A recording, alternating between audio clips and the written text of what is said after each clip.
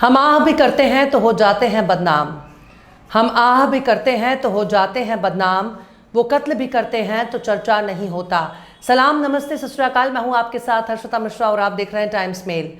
इस वक्त अमेरिका और इजराइल बहुत परेशान है। एक तो इजराइल उसे जंग में कूदने के लिए दबाव बना रहा है, वहीं दूसरी तरफ अमेरिका इस जंग में शामिल होने से गुरेज कर रहा है। पर इजराइल के लिए गुजरते दिन के साथ ईरान के हमलों को बर्दाश्त करना बस की बात नहीं रही, क्योंकि ईरान ने ऐसे ऐसे घातक मिसाइल तैयार किए हैं जिसके बारे में कोई जानता ही नहीं। ईरान को कमज़ोर समझकर इजराइल ने हमला किया, और जब ईरान ने अपनी ताकत दिखानी शुरू की तब इजराइल बाप बाप चिल्ला रहा है। ईरान कोई जाहिल लोगों का मुल्क नहीं है, बल्कि सबसे पढ़े लिखे लोगों का मुल्क है, जिसके लोग काफ़ी ज़्यादा एजुकेटेड होते हैं। हमारे देश के लोग भी ईरान में पढ़ाई करने के लिए जाते हैं, लेकिन ईरान के मिसाइलों को रोक पाने में इस वक्त इजराइल के पसीने छूट रहे हैं। अमेरिका भी दूर भाग रहा है, क्योंकि ईरान के मिसाइलों का तोड़ बहुत मुश्किल नजर आ रहा है। इसराइल पर ईरान ने अब कुछ ऐसी मिसाइलों को दागना शुरू कर दिया जो देखने में सिर्फ एक मिसाइल है, पर इसराइल के आसमान में पहुंचने के बाद कई छोटे छोटे इलाकों पर एक वक्त में टारगेट देती है। यानी मिसाइल एक है, पर उसके निशाने पर कम से कम 20 इलाके होते हैं, जिसकी वजह से तबाही और बर्बादी का दायरा काफ़ी बढ़ जाता है। इसलिए इसराइल बहुत ज़्यादा परेशान है, और इस मिसाइल को रोकना भी उसके लिए बहुत बड़ा चैलेंज बन गया है, क्योंकि इस मिसाइल के टुकड़े फैलने के बाद धमाके करने लगते हैं। अगर कहीं तुरंत नहीं फटे तो बाद में धमाका कर सकते हैं। लिहाजा इजराइल के कई इलाके इस वक्त ईरान की इसी मिसाइल की वजह से धुआं धुआं हो चुके हैं। आखिर कैसे इजराइल पर कहर बनकर टूट पड़ा ईरान? आखिर कैसे ईरान ने अपनी खतरनाक मिसाइलों से इजराइल को बना रहा है निशाना? आखिर कैसे एक मिसाइल एक ही वक्त में 20 ठिकानों को कर रही है तबाह? आखिर कैसे ईरान से पंगा लेकर बुरा फंसा इजराइल? बताएंगे आपको और भी बहुत कुछ। लेकिन आप अगर हमारे चैनल पर नए हैं और पहली बार हमारी वीडियो को देख रहे हैं तो आप हमारे चैनल टाइम्स मेल को सब्सक्राइब कर लें, वीडियो को लाइक कर दें और बेल आइकन का नोटिफिकेशन बटन भी प्रेस कर दें, ताकि बिना देरी हमारी हर खबर आपको मिलती रहे। लौटते हैं अब खबर की तरफ। इजराइल ने ईरान पर क्लस्टर बमों के इस्तेमाल का इल्ज़ाम लगाया, पर सवाल है कि तुम्हारे पास इतने बड़े बड़े एयर डिफेंस सिस्टम मौजूद हैं तो उसे क्यों नहीं रोक सकते? क्या गजा पर हमले के दौरान इजराइल ने बम नहीं बरसाए? क्या गजा पर बमबारी करते वक्त इजराइल ने फिलिस्तीनियों से पूछकर बम बरसाया था कि बताओ तुम पर कौन सा बम गिराया जाए? तो फिर ईरान के हमलों से इतना रोने धोने की क्या ज़रूरत है? क्लस्टर बम बहुत खतरनाक माने जाते हैं, इसके इस्तेमाल पर दुनिया में रोक है, पर क्लस्टर बम के इस्तेमाल का इल्ज़ाम वो देश लगा रहा है जो खुद वॉर क्रिमिनल है, जिसने नेताओं को गिरफ्तार करने के लिए इंटरनेशनल कोर्ट से गिरफ्तारी का वारंट जारी किया। इजराइल ने दावा किया है कि 19 जून को ईरान ने मिसाइलों का जो बैराज लॉन्च किया, उनमें कम से कम एक मिसाइल के वारहेड में क्लस्टर बम लगाए गए थे। यानी ईरान के कम से कम एक मिसाइल की वारहेड क्लस्टर बमों से लैस थी, जो हवा में ब्लास्ट होने के बाद दर्जनों छोटे छोटे बमों में बढ़ जाता है और फिर हर बम अलग अलग धमाके करता है। यानी एक मिसाइल 20 जगहों पर हमला कर सकती है।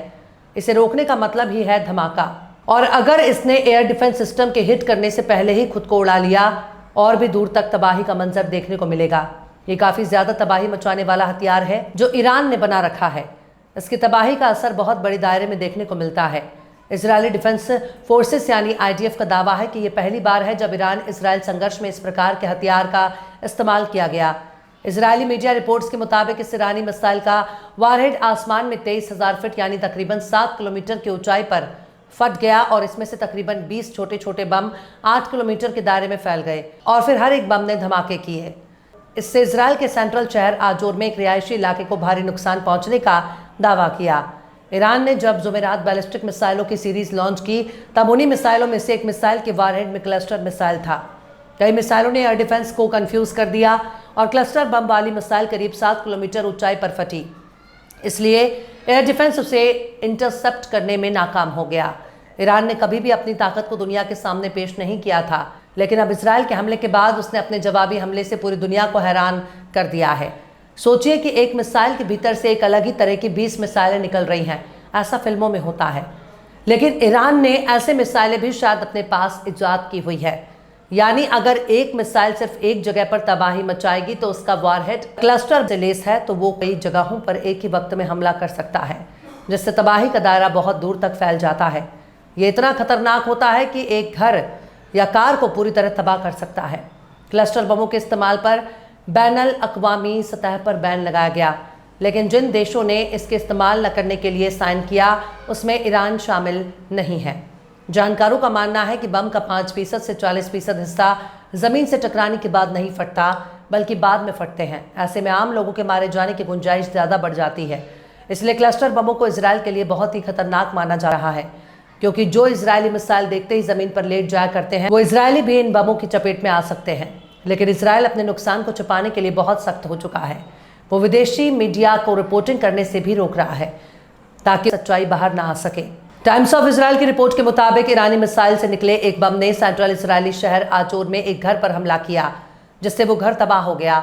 हालांकि पहले से बज रहे सायरन की वजह से घर के लोग अंडरग्राउंड बंकर में छिपे थे, इसलिए उनकी जान बच गई। इजरायली होम फ्रंट कमांड ने बाद में ट्विटर पर जानकारी देते हुए इजरायली नागरिकों को अलर्ट किया और कहा कि आज सुबह हमने एक मिसाइल हमले का अनुभव किया जो उम्मीद से काफी छोटे हथियारों को फैलाने की ताकत रखता है। इसलिए मुमकिन है कि कुछ हथियार जमीन पर रह जाएं और ना फटें। किसी भी गिरे हुए सामान और हथियार को ना छुएं, तुरंत 100 नंबर पर कॉल करें। ये चेतावनी साफ बताता है कि क्लस्टर म्यूनिशन सिर्फ हमले के समय ही नहीं, बल्कि उसके बाद लंबे समय तक खतरा बने रहते हैं। ये दिमागी और जिस्मानी दोनों तरह से खौफ पैदा करता है। नागरिक न सिर्फ हमले के समय डरे रहते हैं, बल्कि हमले के बाद जमीन पर चलने से भी डरते हैं। आमतौर पर मिसाइलें किसी एक टारगेट को निशाना बनाती हैं, पर क्लस्टर बम कई टारगेट को निशाना बनाता है। लिहाजा ईरान का ये मिसाइल बहुत खतरनाक है। साल 2008 में कन्वेंशन ऑन क्लस्टर म्यूनिशंस नाम से एक इंटरनेशनल समझौता किया गया था, जो क्लस्टर बमों के प्रोडक्शन, इसके इस्तेमाल, इसको रखने और बेचने पर रोक लगाता है। अब तक 111 देश और 12 अंतर्राष्ट्रीय संगठन इस ट्रीटी पर साइन कर चुके हैं, लेकिन ईरान, इजराइल, अमेरिका, रूस, चीन जैसे देशों ने इस पर साइन नहीं किए। यूक्रेन ने 2023 में अमेरिका से क्लस्टर बम लेकर रूस पर चलाए, और फिर जब रूस ने भी क्लस्टर बमों का इस्तेमाल करना शुरू हुआ तो फिर यूक्रेन ने क्लस्टर बमों का इस्तेमाल बंद किया। बहरहाल चलते चलते आखिर में शौक बहराइची ने भी क्या खूब फरमाया है, बर्बाद गुलिस्ता करने को बस एक ही उल्लू काफ़ी था। बर्बाद गुलिस्ता करने को बस एक ही उल्लू काफ़ी था। हर शाख पे उल्लू बैठा है, अंजाम गुलिस्ता क्या होगा। फिलहाल इस खबर में बस इतना ही। इस पूरी खबर को शम्स तबरेज़ ने लिखा है, जिन्हें आप ट्विटर पर भी फॉलो कर सकते हैं। ट्विटर हैंडल है @शम्स तबरेज़ गाजी। ये वीडियो आपको कैसा लगा कमेंट बॉक्स में ज़रूर से बताइए। वीडियो पसंद आए तो लाइक करें, शेयर करें, और बेबाक, निष्पक्ष, स्वतंत्र पत्रकारिता को सपोर्ट करने के लिए आप हमारे चैनल टाइम्स मेल को ज़रूर से सब्सक्राइब करें, और हाँ, बेल आइकन की घंटी वाली बटन आप ज़रूर से दबा दें ताकि आपको हमारे आने वाले नए वीडियो की नोटिफिकेशन फ़ौरन ही मिल जाए। फिर मिलते हैं किसी और वीडियो में एक नई खबर के साथ। हर्षिता मिश्रा को दीजिए इजाज़त। जय हिंद।